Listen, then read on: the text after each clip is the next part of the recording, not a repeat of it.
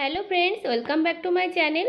আজকে আমি আপনাদের সামনে এনেছি বাঙালির অত্যন্ত পছন্দের এবং প্রিয় একটি রেসিপি, চিংড়ি পুঁই শাকের চচ্চড়ি। তো চলুন বন্ধুরা, আমি কিভাবে এই রান্নাটা করি আপনারা সম্পূর্ণ ভিডিও স্কিপ না করে দেখতে থাকুন। তো দেখুন বন্ধুরা, এখানে আমি পুঁই শাক নিয়েছি। পুঁই শাকটা আমি কেটে নিয়েছি, দেখুন এরকম করে কেটে ভালো করে ধুয়ে নিয়েছি। এখানে দেখুন কুমড়ো নিয়েছি আর নিয়েছি আলু। কুমড়োটা এরকম করে কেটে নিয়েছি, খুব বেশি মোটা না আবার খুব বেশি সরু না। আলু এরকম একটু সরু সরু করে কেটে মানে সব সবজিগুলো ভালো করে ধুয়ে নিয়েছি।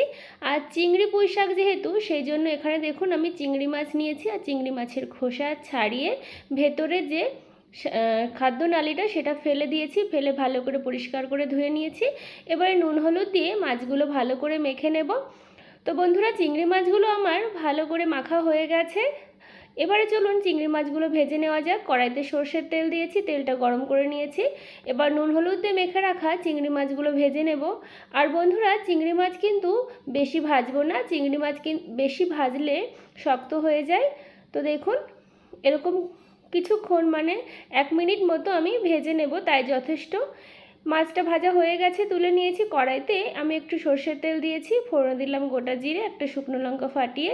এবারে কুমড়ো আলু দিয়ে দিলাম, দিয়ে কিছুক্ষণ নাড়াচাড়া করে নিচ্ছি। তো আপনারা তো অনেক রকমভাবে করেন, তবে আমি বাড়িতে কীভাবে চিংড়ির পুঁই শাকটা রান্না করি সেটাই আপনাদের সঙ্গে শেয়ার করছি। এখানে চেরা কয়েকটা কাঁচা লঙ্কা দিলাম।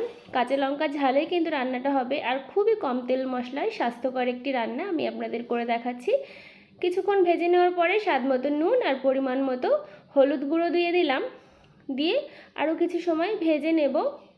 এবারে দিয়ে দিচ্ছি আদা বাটা, আপনারা আদা গ্রেট করেও দিতে পারেন। আর দিচ্ছি জিরের গুঁড়ো, দিয়ে ভালো করে কিছু সময় ভেজে নেব।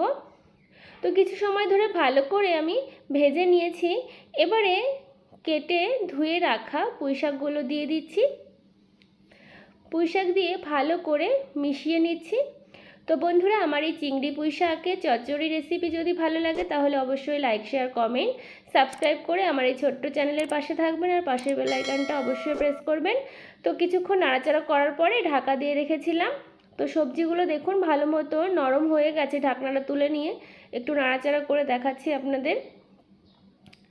এবারে যেহেতু ভালো করে আমি ভেজে নিয়েছি পুঁই শাক যাতে ভালো মতো সেদ্ধ হয়ে যায়, তো সেই জন্য পরিমাণ মতো জল দিয়েছি। তো খুব বেশি জল দিইনি, দিয়ে ঢাকা দিয়ে রেখে দেব।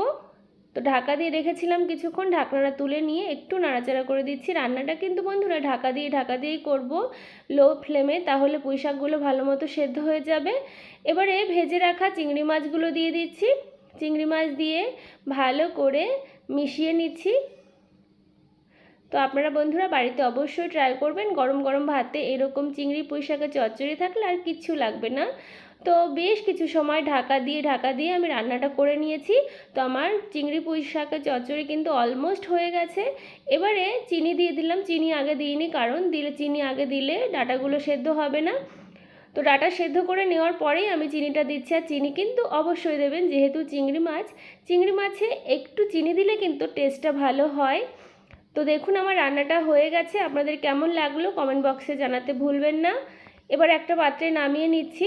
দেখুন বন্ধুরা, দেখতে কত সুন্দর হয়েছে, খেতেও কিন্তু ততটা সুস্বাদু হয়েছে। আপনারা বাড়িতে ট্রাই করবেন। আর যদি ভালো লাগে তাহলে অবশ্যই আমার চ্যানেলটিকে সাবস্ক্রাইব করে পাশের বেল আইকনটা প্রেস করে রাখবেন, যাতে নতুন নতুন ভিডিও আপনাদের কাছে পৌঁছে যায়।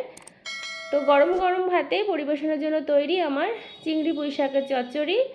আজকে তাহলে আসি বন্ধুরা, আপনারা সকলে ভালো থাকবেন, সুস্থ থাকবেন। দেখা হবে অন্য কোনো ভিডিওতে। টাটা, ধন্যবাদ।